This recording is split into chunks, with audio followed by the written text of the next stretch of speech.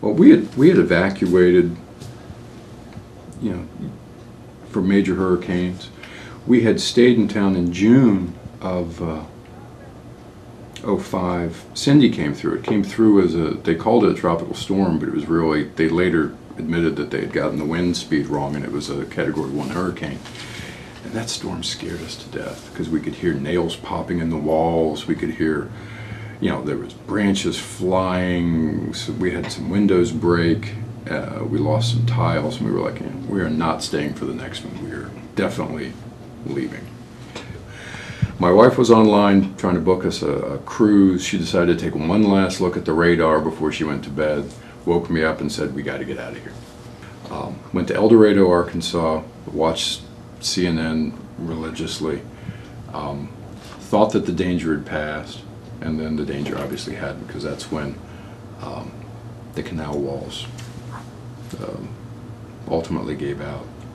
I think it's really, I mean, you know, I've felt this as somebody from New Orleans.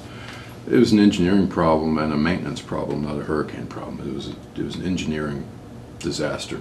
We realized that we couldn't go back to New Orleans right away. So after a couple days in Arkansas, my wife had family in Texas. We went there. They had a little lake house in a place called Gun Barrel City, Texas. At this point, we're kind of realizing that New Orleans, you know, there's still, at this point, there's now floodwaters and people being rescued off roofs by helicopters, and we knew we couldn't go back. My college roommate, who went to Tulane with me, his family had a place on Sullivan's Island that, because it was the end of the summer season, was empty. He called me up and said, you know, I've got your son enrolled in Sullivan's Island Elementary School, come on, you know, because it looks like you're going to be, you know, stuck for 30 days or so. My wife and I rented a car and drove to New Orleans in the second week of October. And I told a DEA agent who was manning the exit off the highway by my house that I had files stored in the attic of my office, or in the attic of my house, and that I needed to go retrieve those. And he let me by, he let me through. I shouldn't have been able to get into the city, and I was able to drive to my house, which the side streets still had 6-8 inches of water. The smell was incredible. I can still smell it. I can still recall that smell. It's a sewage smell, because frankly that's what happened, was the sewage backed up. And there was a layer of gray grime over everything. It was quiet. There was nobody there. I couldn't believe the destruction. I couldn't believe what had happened. And it was an unusual amount of wind damage, but just what the water had done.